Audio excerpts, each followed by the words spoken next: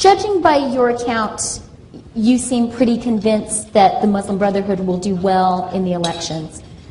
What's the consequence if they win? What does Egypt look like after that? They will they won't come up with all the agenda from the beginning. They'll take it step by step. But if you look at the end result, I see an Egypt that could be thrown back into mid ages. I see laws into the Middle Ages. Yeah, because they will come up with laws that says you. I'm quite fanatic about my scotch in the evening. So I mean, like, I don't like anybody telling me that I can't drink, or I don't like anybody telling me how my wife should be dressed like. I mean, his mom is very, I mean. Open-minded, beautiful, yes, and she dresses completely, I would say, in Saint-Tropez style, very little long, you know, so.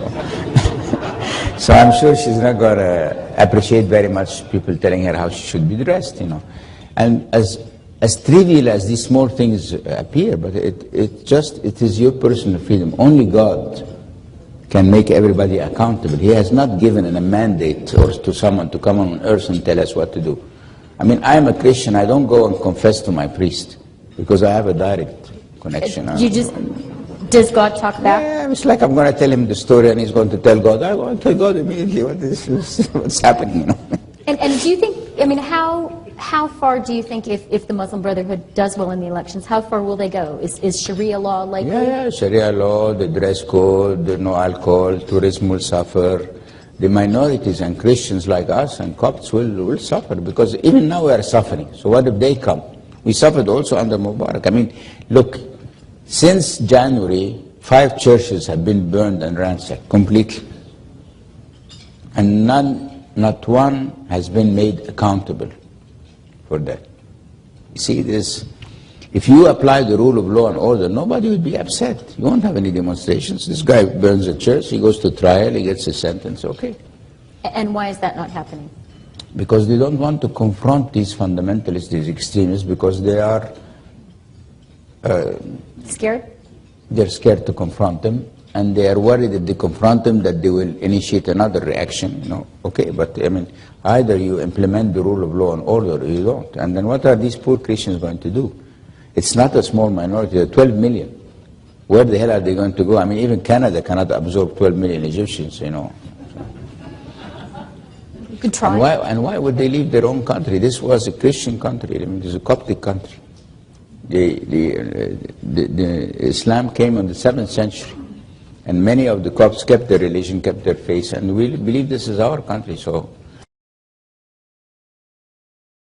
what you need is to draw similar situations in history. When the Iranian revolution happened, everybody thought the Shah was a dictator, the Savak was torturing people, so good riddance, you know, and we'll have a democracy. And then what? We end up with a Khomeini that sends little kids with a key, tell them go and kill some Iraqis and don't worry, if you die you will go to heaven. 16 years old kids with the machine guns. So, what should Canada do?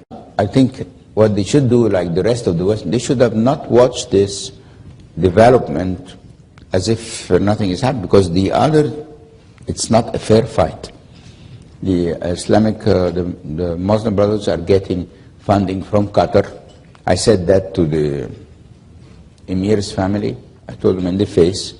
And what did he say? How did they respond? Oh, they said it must have been Sheikh so-and-so or Sheikh so-and-so or this so. I don't know. I mean,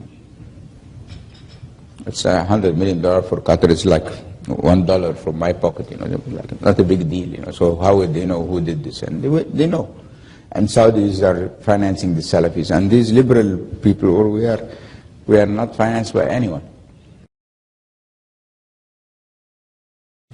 As a follow-up to this point that you've underscored on the need for Western involvement, a concern, a counter-argument against that that's often raised is, well, if you have Western involvement, that will provoke a counter-reaction, and there will be a sense of Western imperialism, Western interference. You think that's wrong?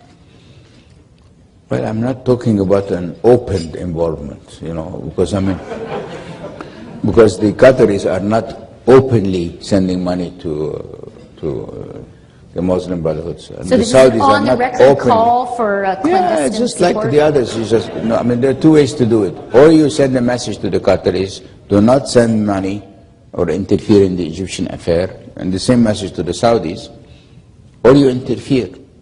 But you leave us victims to an unfair fight. This is just ridiculous. Is there any Erdogan in Egypt? Sorry? Is there any Erdogan or any Ataturk in Egypt that you see right now? Many, but they are scared.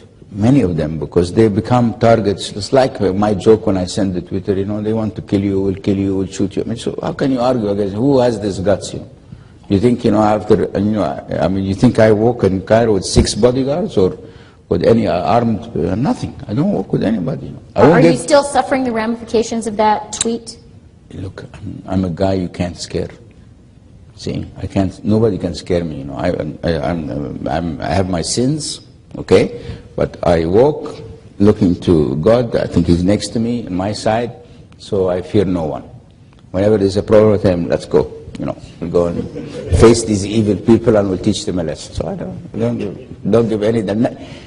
You can't scare me in any way, because you know I haven't.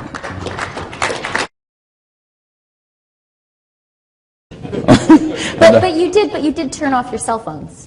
No, that's a different story, because our license, unfortunately, said that the government has the right to ask us for security reasons to terminate the service. And if we don't do that, then our license gets cancelled, which means I am, as a chairman of the company, can be prosecuted by my shareholders because I have vanished billions of value because I didn't obey the license agreement. A deal is a deal, whether it's right or wrong. But who would have imagined when we signed that deal that the government would want really to shut down the service because of the demonstrations? So we had no choice. You don't regret that decision? I had no choice. We're going to go out. I have my son here, and you're going to go out. We've got a bunch of guys here, and we're going to get drunk because we're not sure when I go back to Egypt to still be serving alcohol or not. So.